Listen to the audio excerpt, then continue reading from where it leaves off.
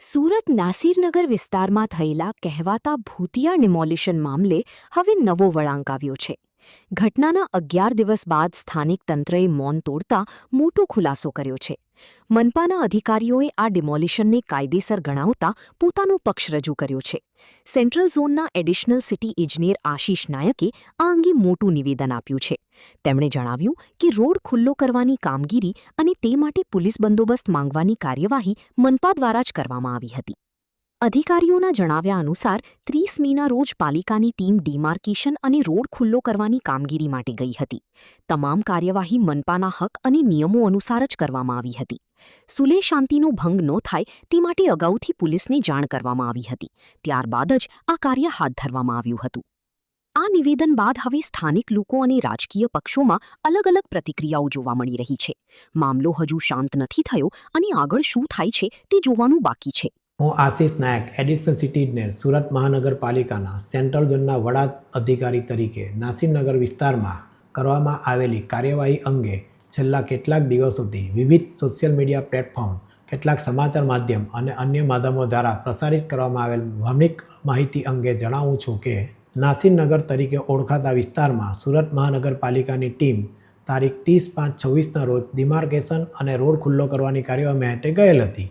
જે સુરત મહાનગરપાલિકાના હક, સંપૂર્ણપણે કાયદાકીય જોગવાઈ અને પ્રવર્તમાન નિયમો અનુસાર હતું અને આ કામગીરી માટે સુરત મહાનગરપાલિકા સંપૂર્ણપણે અધિકૃત હતું.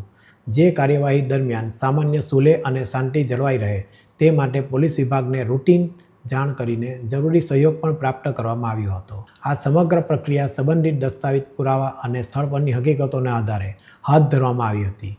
આ કોઈ ભૂતિયા ડિમોલિશન નથી, પરંતુ કાયદાકીય પ્રક્રિયાના ભાગરૂપે થયેલ કાર્યવાહી છે. આ કામગીરી દરમિયાન થયેલી ઘટનાને લઈને માનનીય મ્યુનિસિપલ કમિશનર દ્વારા એક તપાસ સમિતિની રચના કરવામાં આવી છે. ડિમોલિશન સંબંધિત તમામ મુદ્દાઓ અંગે નિષ્પક્ષ તપાસ ચાલી રહી છે. આ તપાસ પ્રક્રિયાને સંપૂર્ણ સહયોગ અમે આપી રહ્યા છે. તેમ છતાં દુર્ભાગ્યવશ કેટલાક કહેવાતા આગેવાનોએ આ મુદ્દાનો દુરુપયોગ પોતાના અંગત સ્વાર્થ અને રાજકીય લાભ માટે કરી રહ્યા હોય તેવું જણાઈ રહ્યું છે.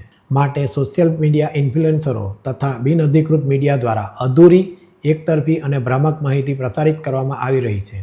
આવી માહિતીના આધારે સુરત મહાનગરપાલિકા તથા તેના અધિકારીઓ અને કર્મચારીઓ વિશે ગેરસમજો ઊભી કરવાનો પ્રયાસ થઈ રહ્યો છે. આ ઘટનાથી એસએમસીના અધિકારીઓ અને કર્મચારીઓ ઉપર સતત માનસિક દબાણ, જાહેર આક્ષેપો તથા એકતરફી પ્રચારના કારણે પ્રતિકૂળ પરિસ્થિતિનું નિર્માણ થયું છે અને અમારા અધિકારીને બિનઅધિકૃત મીડિયા દ્વારા દબાણમાં લાવીને બોલવા પણ દીધા નથી. આ પરિસ્થિતિના કારણે અમારા કર્મચારીઓ ભારે માનસિક તણાવનો સામનો કરવો પડ્યો છે અને તેઓ આરોગ્યલક્ષી કારણોસર રજા મૂકવા મજબૂર બન્યા છે. અમે તમામ નાગરિકો, મીડિયા પ્રતિનિધિઓ અને સંબંધિત પક્ષોને વિનંતી કરીએ છીએ કે તેઓ કોઈપણ પ્રકારની અપ્રામાણિક અથવા ભ્રામક માહિતી પર વિશ્વાસ ન કરે અને તપાસ સમિતિના સત્તાવાર તારણોની રાહ જુએ.